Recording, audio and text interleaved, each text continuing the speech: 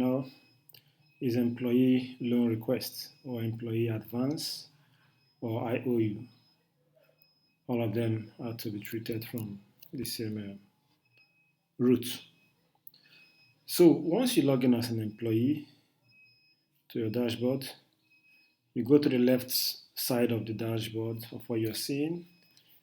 On those tabs, you see the loan tab. So you click on loans. For this particular employee we are using for this example, we see that the employee had already requested 4 loans and all 4 were rejected. So let's go ahead to make a new request. They were all rejected by the company's administrator for there could be a number of reasons, company policy and so on, many reasons possible. So you click on loan request or request loan, and this form shows up. You enter the amount. I want to request for 60,000 loan, 60,000, and then loan type. I select loan type, car loan, and the rest of them. What you are seeing here, these types, we are all set by the administrator, and if the employee comes here and the category or type she is looking for does not exist in this place, the employee is supposed to notify the administrator so that that type could be created.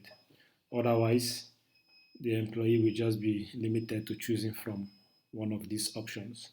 So let's go with vacation loan. So year and months. Now year and months here means the year and the months you want the loan repayment to start. So because the loan will be issued to you immediately, management approves and so on. But for you to repay to the company, which is usually done through deductions from your salaries, when do you want that to start happening? Irrespective of whatever you choose, approval by the admin will depend on whether what you have chosen complies with the company policy. Otherwise, based on the design of this system, the administrator can edit what you have entered to the best possible you can get based on company's policy. So we're in 2026 and I choose 2026. We're also in the month of May presently, and I am assuming that the first month of payment is going to be this same month, May 2026. And so once I choose the two, you see it gives me 1 month because that's just 1 month from May to May, 1 month duration.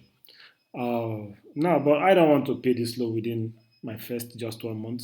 I want to pay 10,000 per month. With a 60,000, that will mean 6 months. So let me increase this to 6, 6. And so we'll have May to October 2026. The duration is 6 months duration. So that is that. The next thing I need to do is to come and write a little note to the administrator justifying why I have requested for this loan. And when I say administrator, I mean everyone in the chain of approval, depending on the company, the design of the company, and their policy. Approvals for some company could be just be one person, while for other companies it could be HRO, internal audit, finance, MD. Depends on the company. Whatever length of approvals they have, that will determine the number of people that are going to approve before the loan is finally paid to the employee. So I can type and put my notes what I want, how I want it, or I can come to any of these templates that we have here, choose one of the templates. I'll choose the first, and then I can come into the template and edit it to give me what I want or the field I want, whatever it is. After that, I submit, and at the point of submission, that is where the my own request for the loan is ended. The next activity is for the approvers to come in and grant approval and eventually make payment for the loan. Thank you and see you next time.